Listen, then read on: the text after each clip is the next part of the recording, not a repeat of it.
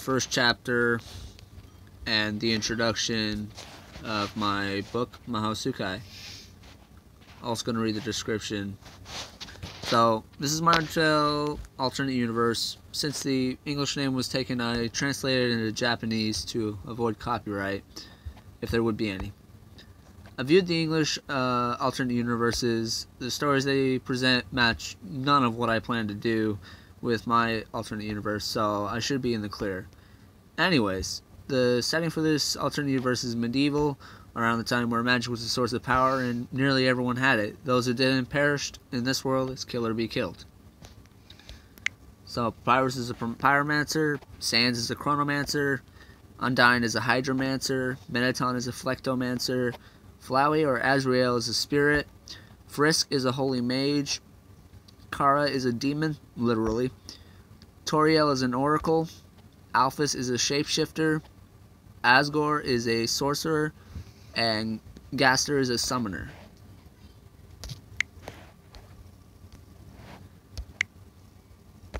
The introduction.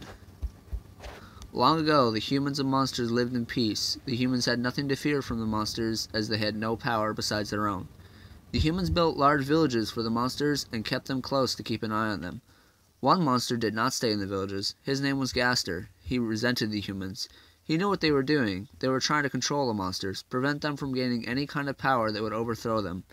Gaster resented the humans and called upon the Monster King Asgore one day to ask the humans to come to his cabin in a few days for a little show that he would hold.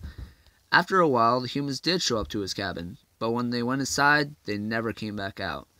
Gaster had trapped them and done dark rituals to drain them of their lives in exchange for power. He was walking with a jar of the essence of power he'd acquired and was taking it for the king to see in the middle of the square. All the monsters had gathered to see this announcement that Gaster had for the Monster King.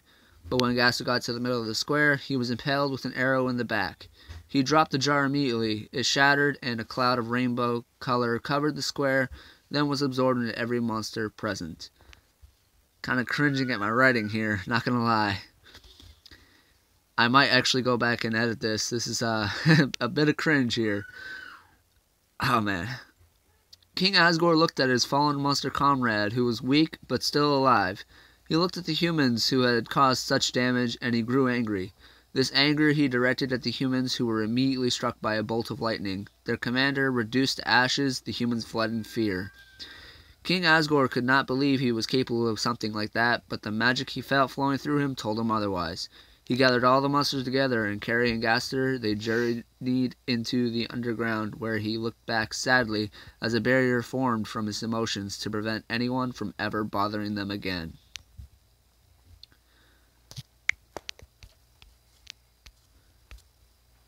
Failure. Everyone, please gather around and you will be admitted for your test. The president of the academy announced.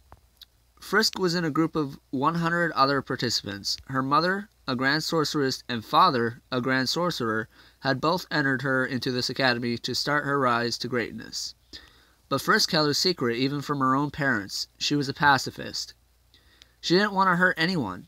She would only use her magic to help others, never to harm. But now she was being forced to show her magic, and she didn't like this scenario at all. Don't think I used that word right there. Scenario isn't actually a good word for that. She didn't like this idea at all. Probably would have been better. Once again, cringing at my own writing, but it's alright. I'll edit it later. Frisk, the president called from the center. I believe I changed president in the genocide version of this to principal. Yeah, there's going to be a lot of editing needed to be done later on. Continuing on. Frisk stood up and walked to where the president stood. Welcome to my academy, Frisk. I am Deva, the president of the academy. I've heard many great things about your magic levels from your parents. I'm excited to see what you can do. So I've brought you a little sparring partner. Frisk was confused. She had heard about the entrance exam, but a sparring partner? Who? What? She didn't have time to think much longer because two wizards dragged in what looked like a skeleton. He had fuzzy pink slippers on, but the rest of his wardrobe was blue, even his hat. When the skeleton was released by the men, he stood up and dusted himself off. And then his eye glowed blue and he growled when his time magic wasn't working. He glared at Frisk, who whimpered, which caused him to smirk. "Who's this? A human with no magical power to face me? Is that why you disabled my magic?" The president seemed offended by his words and spoke harshly. "This is the daughter of the most powerful magic user in history. She will utterly destroy you, that barrier, and your pathetic monster race." Frisk shot a questioning look to the president, who had a smirk on their face and snapped their fingers immediately, teleporting her, the skeleton, and the president to what looked like a magic arena to Frisk. "Before we begin," the skeleton announced, "my name is Sans, and if you don't come at me with everything you've got right now, you're gonna have a bad time." I can't capture those words. It sounds so much better in any other person's voice. I just can't capture those words. Let me know what you guys think, But I just don't think I can capture those words right. Those words sent a chill down Frisk's spine. The president released the anti-magic field and the duel started. Sans snapped his fingers and a skull formed behind him. It had... Sorry about that. It had a number on it. 3. Cringing at my writing again. I really believe that numbers have no place in a story. Unless they're like written out. Like THREE instead of the number 3. But I'm going to let this one slide. I know I did it in a few other areas too. I believe I did it because that's how it would show up on the skull. Or the Gaster Blaster, in this case. Frisk wasn't able to think further because Sans snapped his fingers again and the skull fired a laser at her. She immediately put up a barrier. The laser hit, but had no effect on her barrier. "Not bad, kid, but how long can the barrier last?" "The longer we fight, the stronger I get." Frisk didn't know what he meant till she saw it. The number on the skull had changed to 2. It fired again, changing to 1. The laser again having no effect on her barrier. The president was impressed, to say the least. No previous barrier had been able to withstand this. I can't. That one was just too bad. Okay.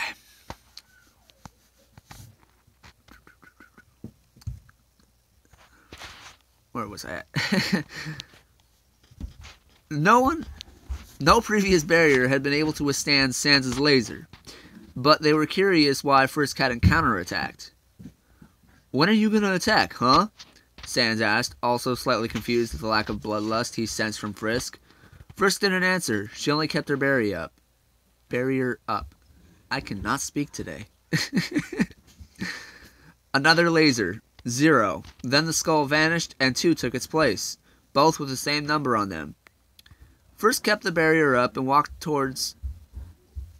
forward towards Sans, cringe, who snapped his fingers and both skulls simultaneously fired, but they couldn't damage Frisk's barrier. "Now that's something. My time blasters have no effect against your barrier, but how much longer can you keep that up?" 2 more lasers, then again another. Frisk continued to walk forward. There were now 4 time blasters. They all fired, but still had no effect on Frisk's barrier. "You're really something special, kid. It's too bad I have got to do this. I have to do this. Nothing personal. Gotta protect my family." Sans snapped his fingers and teleported behind her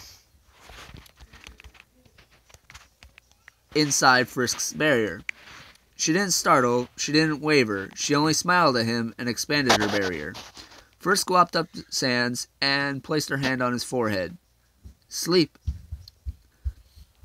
Sans immediately fell asleep standing. The president applauded and stood up smiling proudly. "Bravo! Well done, Frisk. You are indeed to be chosen to rid the world of those despicable monsters once and for all. Now finish him off." Frisk didn't move. Inside Sans' dream. "Sans?" Frisk called. I can't do a female voice. Not gonna happen. She didn't recognize where she was, and it was so cold, there was snow everywhere. "What are you doing here, kiddo? Here to gloat over your victory? How about you just kill me already?" Sans sounded like he'd given up. I won't. I don't want to hurt anyone. Please, when I wake you up, take me with you to the underground. Sans growled. So you can kill everyone I love and betray me? Do you think I'm that stupid? Sans was angrier than ever. He woke up, forcing Frisk out of his dream, and his eye was flaming blue. I will never trust a human. Ever. He teleported away, leaving Frisk and the President the only two in the magic arena. What happened? How did he get away? Why didn't you end him? The President shouted at Frisk. She didn't waver. She eyed the President with determination and said clearly, I will never help you or anyone else. Kill anyone. Oh my God, the cringe. Oh, yeah. She then walked off, ignoring whatever the President had to say to her afterwards, and walked all the way home. But when she got to her house, the magic barrier prevented her from entering. Her mother and father were standing just inside of it and spoke harshly. We saw what you did. You're a failure. You're not our daughter. If you side with the monsters, then we will kill you right now. Wow, never noticed I made that mistake. Frisk didn't have time to tear up or feel any emotion. She put up her barrier quickly as flames and lightning struck the barrier over and over from her parents' attacks. Frisk screamed at them. The monsters are not our danger. We enslaved them, treated them like garbage. They deserve to be treated as equals. I won't harm anyone. Please, stop this. A ways away, Sans was watching this whole scene play out. Kid, you really mean that? I know I'm going to regret this. He sighed and teleported inside Frisk's barrier again. She noticed him, but was focused on blocking her parents' attacks. Sans grabbed her hand. Don't you dare betray me, kid. Frisk nodded and Sans teleported them both to the underground. Of course, author's note, I left my note. I always ask you guys, tell me what you think. I really hope you guys always enjoy my stories. I write to entertain. That's what I do. This was 1,113 words. Wow. I didn't think it was that long. Well, that's it for Chapter 1, Failure, and the introduction. I don't know when I'll be able to record again. Not really used to this, as you can tell. But I hope you all enjoyed this. Let me know what you think in the comments below.